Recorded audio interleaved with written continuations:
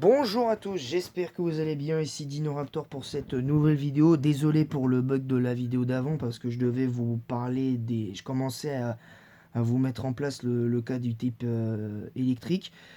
Et ben je pense qu'on va le faire directement, puis à la fin je vous donnerai mon avis sur le combat Cynthia Sacha, parce qu'on me l'a beaucoup demandé et je vais tenir parole.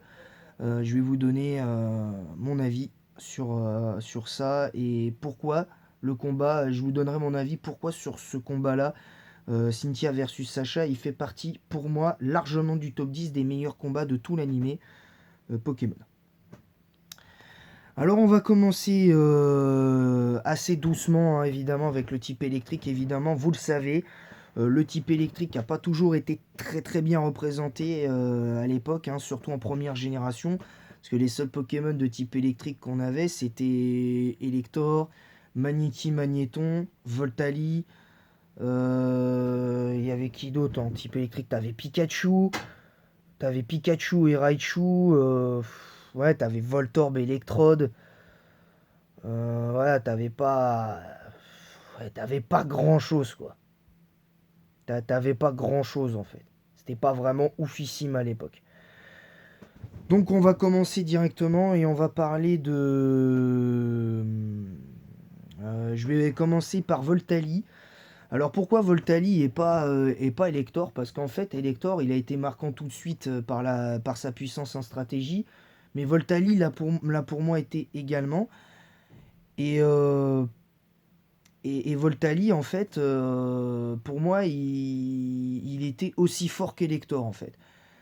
Pour l'instant, même si les 7 étaient à l'époque pas terribles, parce que tu avais souvent une attaque physique avec lui, donc c'était très très dur, surtout avec Voltali qui avait une attaque de physique de 65 et qui l'a toujours aujourd'hui. Mais au-delà de ça, pour moi, c'est un peu limitatif. Je vous le dis un peu. Les rôles des Pokémon, de certains Pokémon à l'époque étaient beaucoup trop limités. Je pense notamment à certains types, à certains Pokémon de certains types. Je pense au type électrique, au type sol et au type feu. C'était vraiment les trois types que je retrouvais le plus avec des rôles similaires. Alors que les autres Pokémon de certains types étaient beaucoup plus variés dans leur rôle et pouvaient se permettre d'avoir des sets différents, tandis que ces trois types-là, c'était pratiquement toujours les mêmes sets qu'on voyait. Et pour conclure sur le cas de Voltali, au-delà du chara-design que je trouve à mon sens discutable, même si c'est pas le plus laid des Pokémon que j'ai vu, sinon Voltali ça a été quand même un Pokémon que j'ai beaucoup apprécié, que j'ai beaucoup apprécié de jouer et même ne serait-ce que d'affronter. Hein, c'est voilà, c'est un truc important.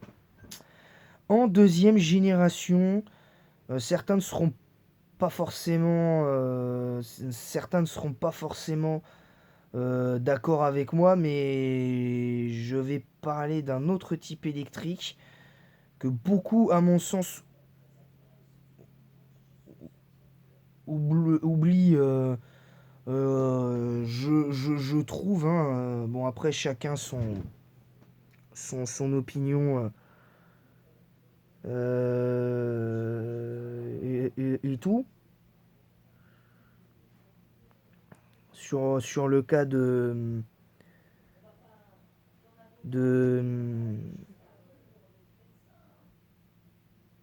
c'est très, très très compliqué. Mais moi, le Pokémon électrique qui m'a vraiment donné plus ou moins satisfaction, même s'il n'est pas spécialement overuse, voilà, vous comprenez un petit peu le truc. Alors, faut que j'arrive à le retrouver parce que là, j'arrive pas à retrouver. J'arrive pas à retrouver le Pokémon. Euh,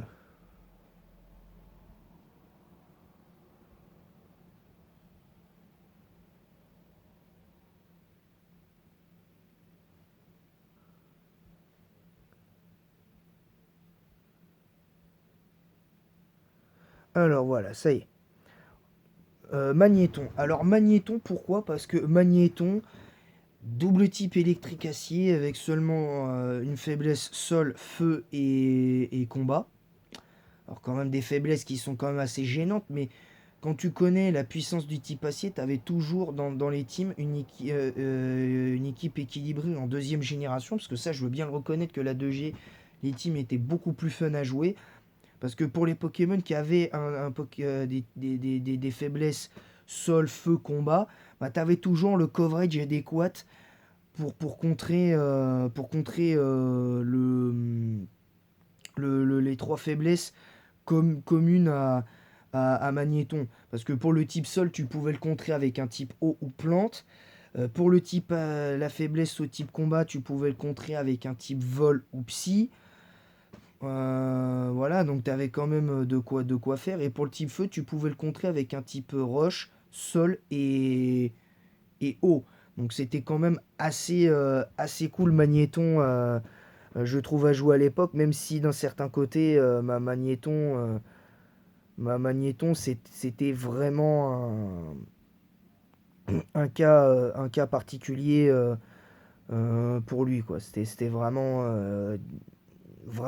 difficile, quoi. C'était vraiment compliqué pour ce Pokémon.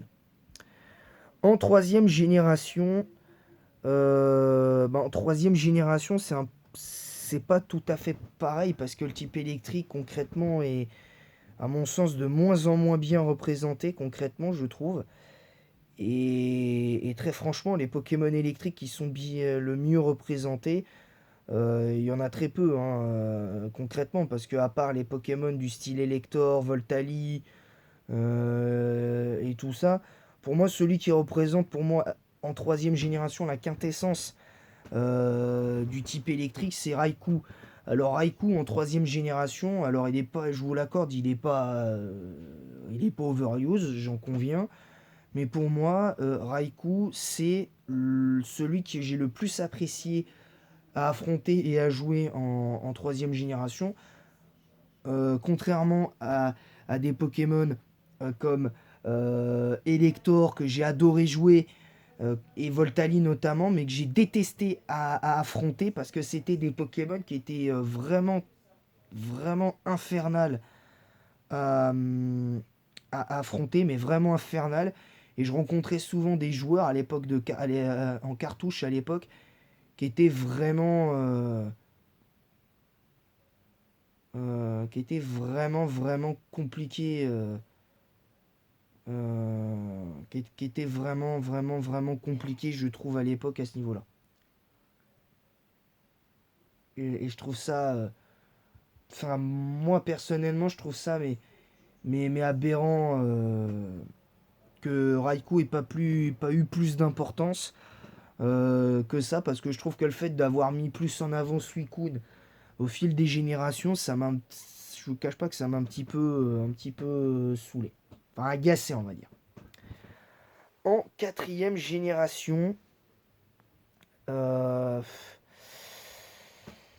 quatrième génération, moi, il y a un Pokémon du type électrique qui me marque vraiment de par ce qu'il était capable de faire.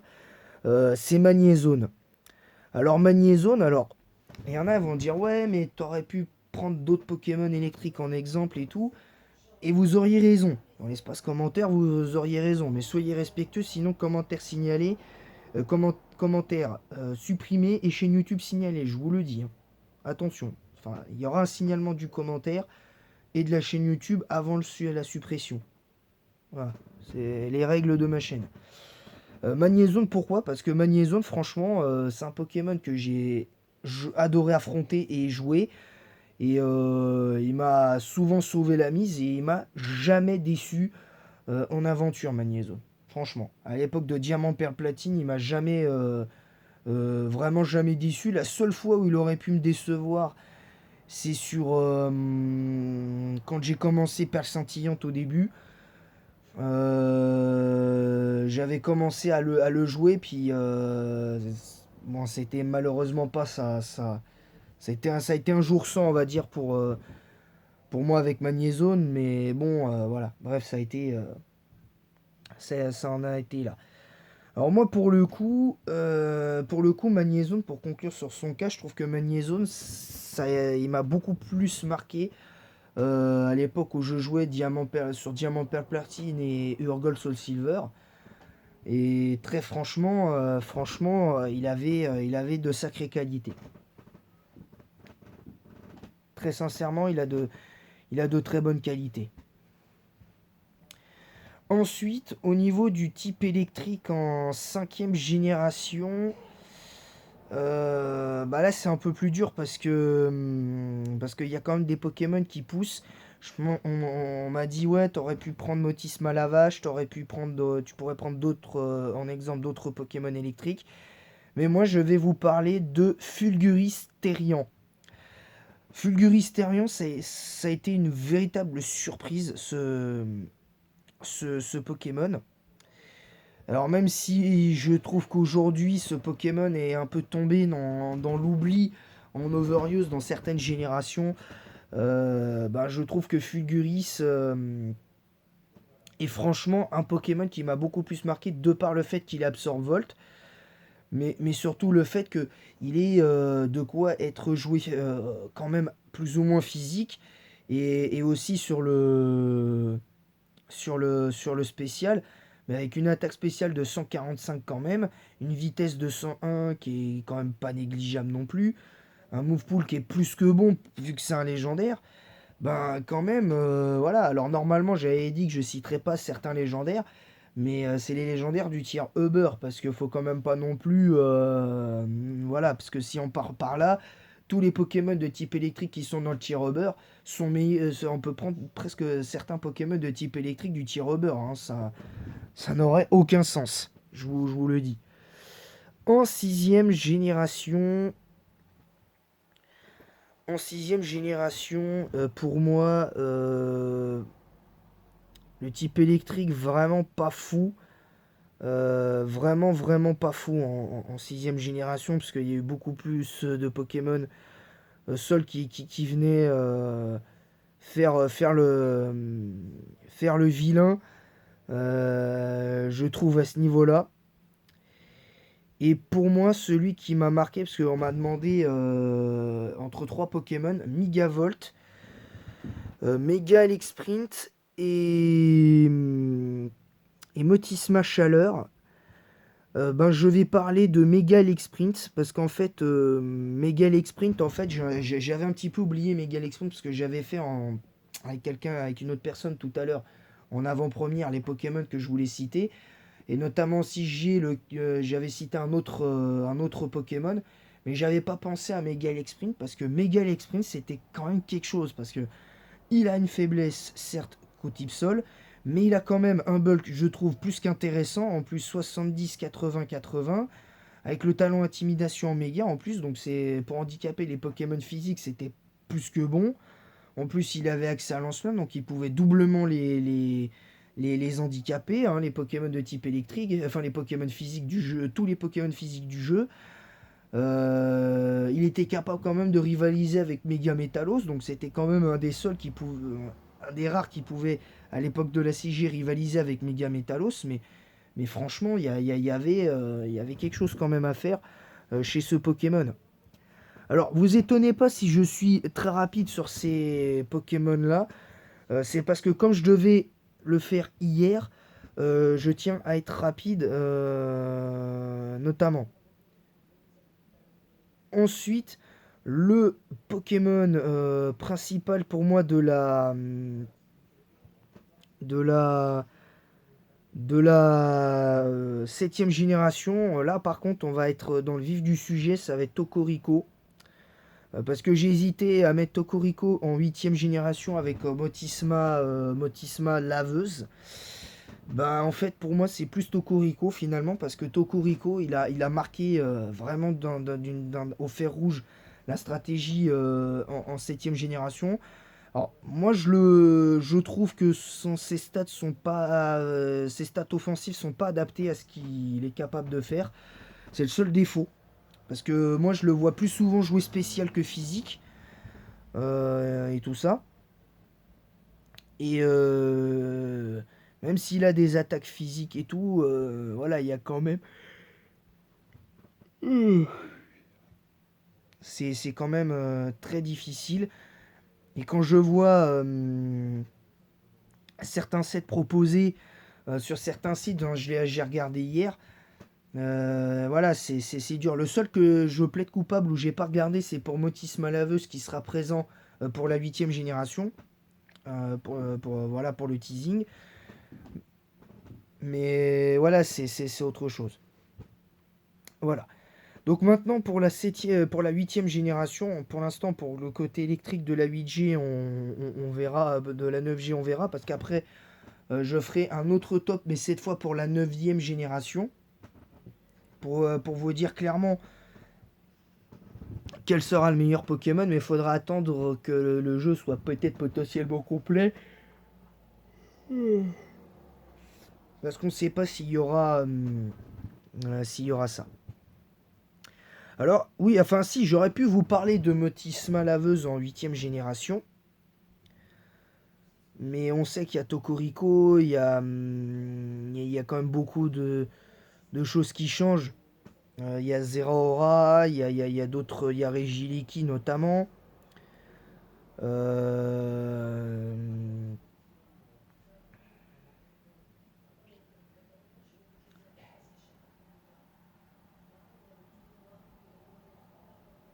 c'est quand même assez spécial. Donc je pense très sincèrement que je parlerai de Motisma Laveuse quand même si d'un certain côté Elector est toujours quelque part au-dessus des autres. Mais je vais prendre en compte Motisma Laveuse, parce que Motisma Laveuse, pas tant pour le côté offensif, mais aussi pour le côté défensif, c'est que son double type électrique eau est assez cool. Même s'il a une faiblesse, je crois, plante. Une faiblesse plante. Et c'est tout, je crois, parce que le fait qu'il ait une immunité sol, bah, ça change beaucoup. Il n'a pas cette faiblesse plan, il n'a pas cette faiblesse euh, électrique à lui-même, dans le sens où il est quand même de lui-même type électrique, donc ça sert pas à grand chose au final. Mais je parlerai plus de Motisma Laveuse parce que même si Elector est légèrement devant à ce niveau-là, mais Motisma Laveuse quand même il est là où il doit être. Donc voilà, et je pense que Motisma Laveuse pour certains, je vais pas vous apprendre ce que les qualités de les qualités de ce Pokémon, je vous apprends rien. Donc voilà, donc c'est pour ça que je le mets dans ce top là. Après, après je peux comprendre aujourd'hui à ce niveau-là, mais voilà, je suis quand même content et, et ça compte, je trouve. Ça compte, euh, Ça compte pour moi évidemment.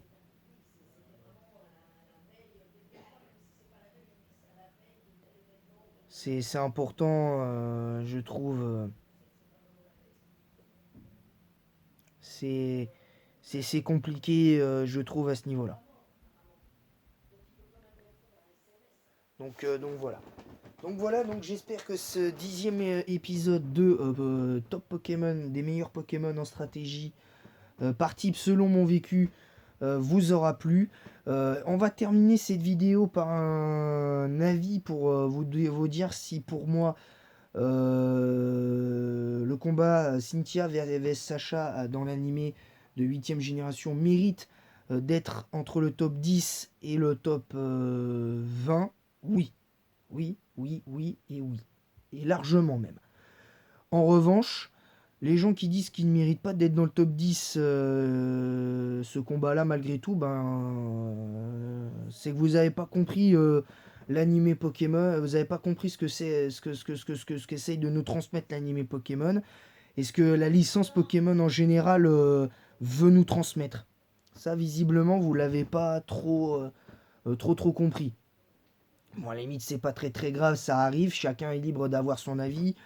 Respectons les avis de chacun, hein. Je respecte votre avis, mais pour moi, mon avis sur ça, c'est que pour moi, ce combat, j'ai vibré du début à la fin, déjà. Ce combat mérite clairement, globalement, entre 9 et 9,5 sur 10, plus que largement. Et en plus de ça, de tous les combats que j'ai vus de l'animé depuis le temps que je regarde, depuis maintenant 20 ans, ben, je peux vous garantir que ce combat-là, il mérite largement d'être dans le top 10, hein. Il mérite largement le top 10. Pour moi, il est 10e. Il est 10e. Et même si je reconnais que les autres combats que certains m'ont cités sur Messenger et Snapchat et Instagram, vous m'avez dit, il y a d'autres combats qui sont effectivement au-dessus. C'est vrai, il y a des combats qui, dans l'intensité, dans l'enjeu aussi du combat, des combats, il y a des combats qui sont au-dessus, notamment Alain contre Sacha à la Ligue de Kalos qui est ressorti souvent. Il y a eu le combat de clôture entre Euphorbe et Sacha. Le combat Paul versus Sacha. Il y a eu Régis Sacha aussi qui est ressorti. Voilà, donc il y a quand même eu des combats certains combats qui sont sortis. Je reconnais que ces combats-là, en termes d'intensité, ils sont sortis. Même le combat 4 contre 4, Brandon Sacha était ressorti aussi. Mais voilà. Mais sinon, sinon voilà. Sinon voilà. Pour moi, Cynthia versus Sacha, c'est de tout l'animé, c'est la 10e place. C'est le top 10 assuré. Et plus que largement pour moi. Voilà, sur ce, je vous laisse. J'espère que cette vidéo vous aura plu. Je vous aurai donné les Pokémon cités dans la 7e génération, enfin dans toutes les générations.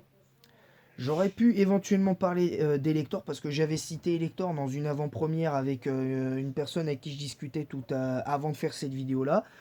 Je ne l'ai pas mis dans ce top parce que je me suis dit Elector finalement c'est un peu trop facile de le mettre parce que Elector, autant dans le type vol on peut le citer, mais dans le type électrique, si on part par là, on le cite à chaque fois parce qu'il a été au-dessus de la plupart des Pokémon de type électrique dans toutes les générations.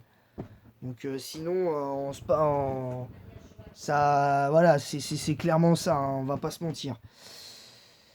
Donc j'ai trouvé ça un petit peu trop facile. C'est pour ça que je vous ai parlé aussi de mon vécu. C'est pour ça que je précise que je parle de vécu notamment.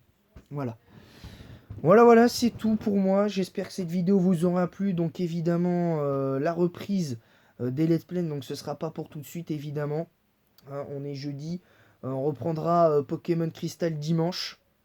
Pour la suite des épisodes, il y aura du coup dimanche, il n'y aura pas de vidéo top exceptionnellement dimanche pour Pokémon par rapport à Pokémon Crystal. Ça, je le ferai du lundi au samedi avec juste le lundi en plus, un épisode de mes let's play de Pokémon, quelle que soit la génération. Et le dimanche, ce sera pas le cas. Ce sera du lundi au samedi, ces vidéos-là. Voilà, ce nouveau format, ce sera du lundi au samedi. Voilà, j'espère que cette vidéo vous aura plu. Ce 11e épisode a été assez captivant, je vous cache pas. Ça me fait plaisir de faire ce nouveau format. Et en attendant la prochaine vidéo, je vous dis à bientôt et vive Pokémon!